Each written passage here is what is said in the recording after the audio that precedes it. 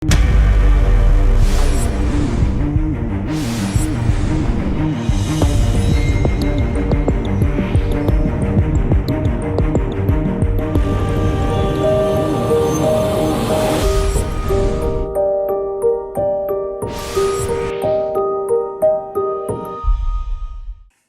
वालेकुम नाजरीन, प्रोग्राम टैसरवाम के साथ मैं हूं अफजल यूबी। नाजरीन, आज जो हमारे प्रोग्राम का टॉपिक है वो है पंजाब रेवेन्यू अथॉरिटी की पॉलिसीज़।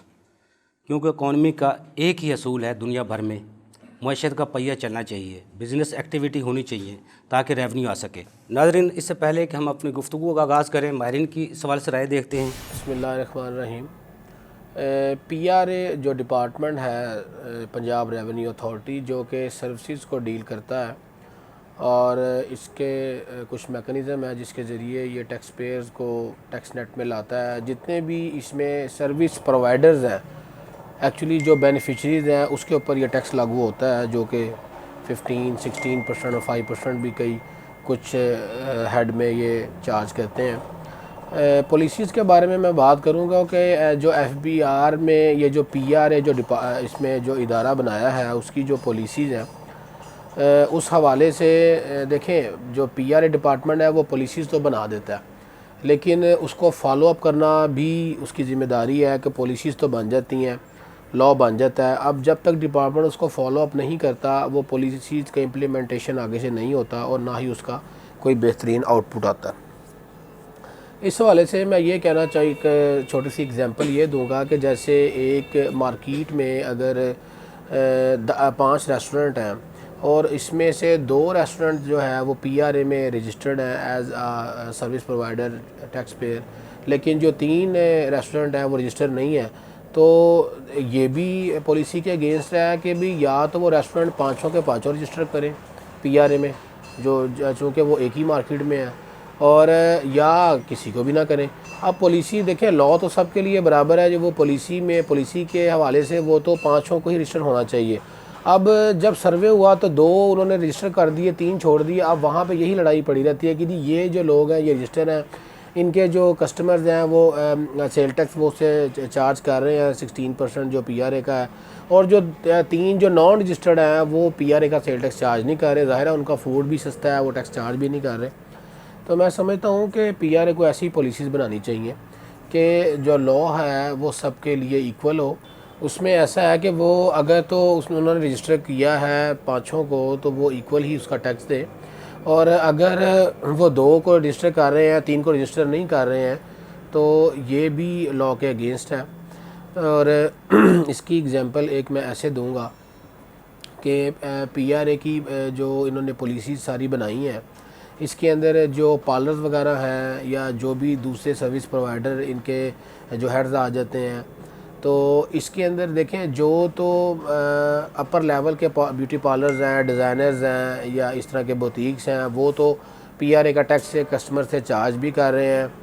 और उनको लगा रहे हैं और आगे वो पे कर रहे हैं। जो मिडिल लेवल के हैं, ना ही वो PRA में रजिस्टर्ड हैं, ना वो रजिस्टर होना चाहते हैं और ना ही वो टैक्स का चार्ज कर रहे हैं, तो इससे भी देखें उनके प्राइजेज़ में काफ़ी डिफरेंस आ जाता है कि भी जो टैक्स है, जो रजिस्टर्ड है वो ज़ाहिर है हाई प्राइस में चीज़ों को चार्ज करते हैं, सेल करते हैं, सर्विस प्रोवाइड करते हैं। जो रजिस्टर नहीं है वो लो प्राइस में करते हैं। सबसे बड़ा जो इसमें एक इफ़ेक्ट आ जाता है वो मैं ये कहना चाहूँगा कि PRA के अंदर देखें, जो सेल्स टैक्स है वो कस्टमर दे रहा है, ठीक है, जो कस्टमर से चार्ज कर रहे हैं, रेस्टोरेंट या डिज़ाइनर या बुटीक वगैरह वो टैक्स को चार्ज कर लेते हैं और आगे से वो उतना ही टैक्स उनको गवर्नमेंट के डिपार्टमेंट में पे करना चाहिए, जो कि वो उतना पे नहीं हो रहा। जबकि वो तमाम कस्टमर से इनवाइस दिखाकर या बिल देकर टैक्स को चार्ज तो कर लेते हैं, लेकिन वो प्रॉपर टैक्स जो है ना वो आगे जमा नहीं हो रहा और उसमें टैक्स अवेड हो रहा है। जो टैक्स अवेडर्स हैं वो टैक्स को प्रॉपर जमा नहीं करवाते, जिसमें एक बड़ी मिसाल सबसे ज़्यादा रेस्टोरेंट्स की है। इसमें PRA ने पहले एक सॉफ्टवेयर बनाया था रिम्स के हवाले से लास्ट ईयर, उसके बाद अब जो इस साल नया सॉफ्टवेयर उन्होंने नया EIMS के नाम से लॉन्च किया और वो उसके ज़रिए कह रहे हैं कि रेस्टोरेंट वगैरह हमारी ये मशीनरी अपने रेस्टोरेंट्स पे रखें और उसके ज़रिए वो इनवाइस और बिल करें। जब वो उसके ज़रिए से इनवाइस और बिल करेंगे तो सारा टैक्स जो है ना वो उसमें चार्ज हो जाएगा हर कस्टमर का, और उसकी एक इनवाइस की कॉपी जो है वो पीआरए को भी उसका लिंक दिया गया कि वो पीआरए में भी चली जाएगी। उससे एक तो टैक्स अवॉइडर जो है वो भी नहीं होगा और मामलात भी ठीक रहेंगे। तो अच्छा, इसमें भी एक कॉम्प्लिकेशन ये है कि जो रेस्टोरेंट्स हैं, अब जो तो प्रॉपर रेस्टोरेंट्स हैं जो मार्केट्स में बने हैं और जो उनके बाई लॉज पे पूरा उतरते हैं, वो तो अपना EIMS सॉफ्टवेयर इंस्टॉल करने के लिए तैयार है, मशीनरी रखने के लिए तैयार है। अब जो एक मिडिल लेवल रेस्टोरेंट जो मार्केट्स में ढाबा टाइप या इस तरह के हैं, वो तो बिल्कुल भी IMS में आना नहीं चाह रहे, ना वो आ सकते हैं। ठीक है, उनके पास ना कंप्यूटर्स हैं, ना कोई लैपटॉप है, ना कोई इतनी उनके पास जो है फैसिलिटीज़ हैं कि वो कस्टमर्स को दें। वो तो एक छोटी सी जो रेस्टोरेंट बना के 2-3 शॉप्स रेंट पे लेकर वो बैठे हैं, जैसे फॉर एग्जांपल बारबेक्यू वाले हैं। अब ये बारबेक्यू वाले हैं जो रोड पे वो जो अपना फूड वगैरह लगा के वो सेल करते हैं, 3-4 शॉप रेंट पे ली हुई हैं उन्होंने और वो काम कर रहे हैं। अब वो IMS में कैसे आ सकते हैं? उसके लिए प्रॉपर एक क्राइटेरिया मैं समझता हूँ PRA को बताना चाहिए कि जी इसमें इतने इनके मुलाजमीन हो, इतनी सैलरी हो, इसमें ये टर्नओवर हो और ये मामलात हों, वही लोग PRA में आ सकेंगे और वो रेस्टोरेंट्स PRA में आ सकते हैं। जो बाकी जो जितने भी रेस्टोरेंट्स हैं वो PRA में नहीं आएंगे। और अगर इन केस कोई ऐसे लोग भी PRA में रजिस्टर्ड हो चुके हैं जो इसमें नहीं आते या इसके लॉज में पूरा नहीं उतरते, तो वो उनको उस PRA की रजिस्ट्रेशन की कैंसिल कर दें ताकि वो PRA की अपने रिटर्न्स को रोक दें और वो फाइल ना करें, क्योंकि वो उस क्राइटेरिया में पूरे नहीं उतर रहे हैं। तो मैं ये समझता हूँ PRA को जो पॉलिसीज़ तो PRA ने काफ़ी बनाई हैं अच्छी, और वो बना भी रहे हैं,